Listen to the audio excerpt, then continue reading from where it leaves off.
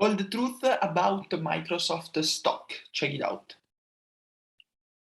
Hi everyone, my name is Francesco Fantecchi, and today I want to be talking about another company, another stock, and in particular I want to analyze and fundamentally and technically inquire what Microsoft stock is doing right now, and inquire whether or not this is a hold, a buy, or a sell opportunity in the market. So let's get started directly into it. Let's share the screen here, and let's start as we always do with the technical analysis of Microsoft stock. So very similarly to what we have seen with other companies in the Nasdaq 100, including Google and Accenture, we are seeing a very clear and definite pattern in all these companies, which is that when there was the bull market, this company gained a lot of value, and in particular, Microsoft really had a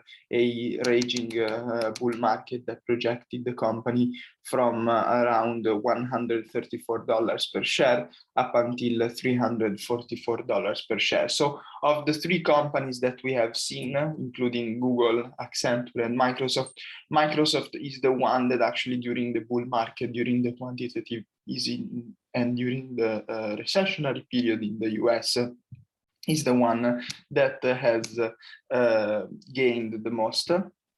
And in particular, it has gained more than 200%, okay, more than 150% around these levels. From there on, the company has had a retracement of around from 344 up until 244. So it has incredibly moved on multiples of 144. So it has gone from 144 to 344 directly to 244. And it's incredible how the market has brought the company to 44 as the second and third digit and every single time. And now we are seeing that there is a very clear pattern of, so we have a triangle here that we can see here in the stock. This is basically a symmetrical triangle that the company has formed. And then this is generally a pattern of uncertainty, which means that the market does not know where to go. It does not know whether the company will continue to go lower or will break the triangle on the above side and will continue to go higher. Therefore, in this case, we can see that definitely the triangle was broken on the upside, and this is generally speaking, a technical pattern of reversal of the trend. So we can say that the bear market is over for Microsoft and that the company is continuing its historical and trendy bull market on the upside. So therefore, this is what we can see from the graph, that we are similarly to other companies in the Nasdaq 100. We have been in the retracement of a bull market, and the bull market can continue to go over and over the next years, and in particular over the next 3 to 5 years.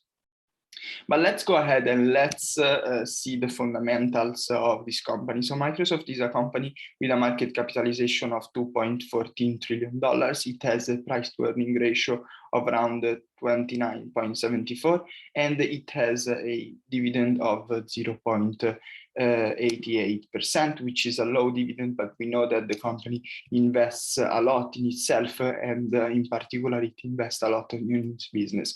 What we see differently from Google is slightly a little bit more of traction in the next year. So we can see that the company has a growth rate of 11.40% according to the analysts in 2023, but it has a slightly higher growth in 2024 of 13.90%. And this is something that we always want to see in the companies that we buy, is a little bit of traction in the years to come, which means that the growth rate is increasing. The second derivative of the growth rate increases over time, which means that the business is not coming to a situation where the growth will be constant, but the growth rate will keep moving higher and higher, okay?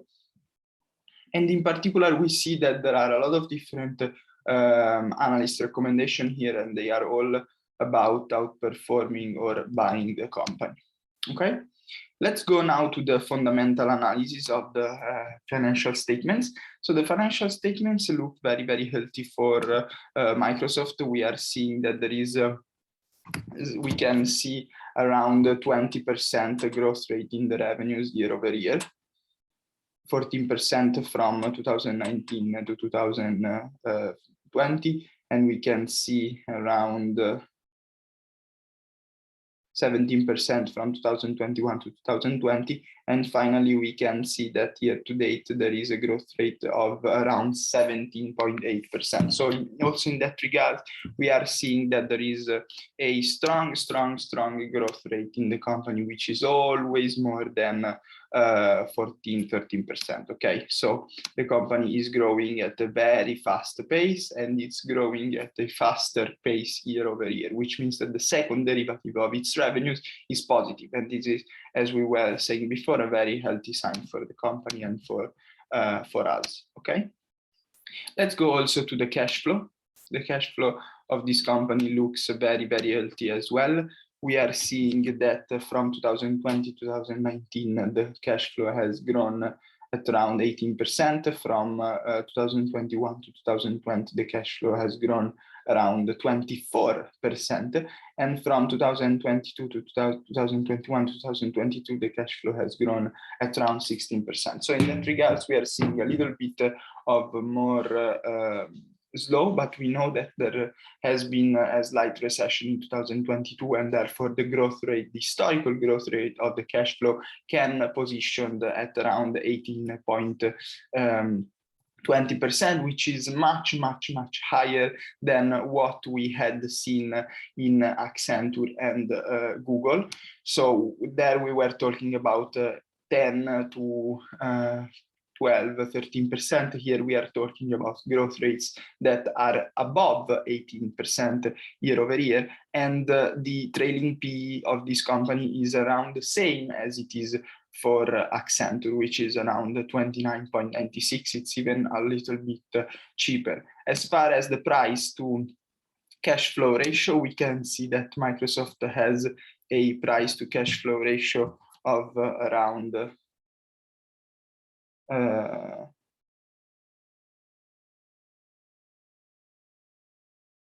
at around 32 price to cash flow ratio, which is quite low, and it gives us a very important recommendation of the company. So here we have to take into consideration a certain thing, that we cannot evaluate the company similarly to what we did with Google and Accenture, because the growth rate is actually more than the discount rate. Therefore, we would have, if we consider that the company grows at 13-14% every single year, we would have an infinite value of the stock price, which of course is impossible. But at the same time, this gives us a very important indication that the company in this moment is deeply undervalued, because if it can remain at growth rates that are above 13-14% for the next 10 years, as it has been in the last 10 years, then the company is deeply undervalued at this point. So for us, we are not able to give a definite stock price right now. And we can say that the 1 year target of 336 is, which represent a 17% growth rate from now.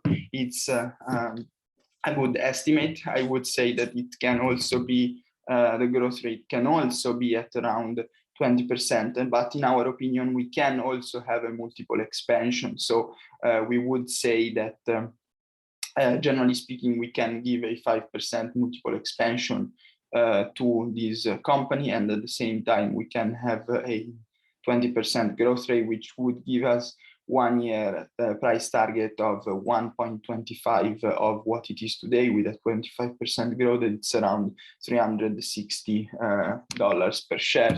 That it's much higher than I mean, slightly higher than it was in November 15, 2021. Therefore, these of the three companies probably is the best buy right here. And in fact, to the company, we have given a strong buy instead of a buy for Microsoft, okay?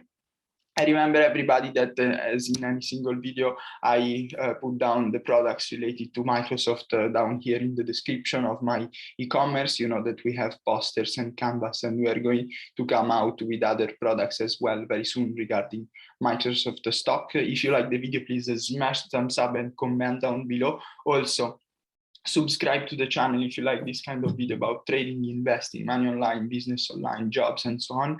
Please feel free to reach out if you have any further question. I wish you a great rest of your day and a great start of your weekend. Thank you so much for the attention. Have a great day. Bye-bye. Thanks.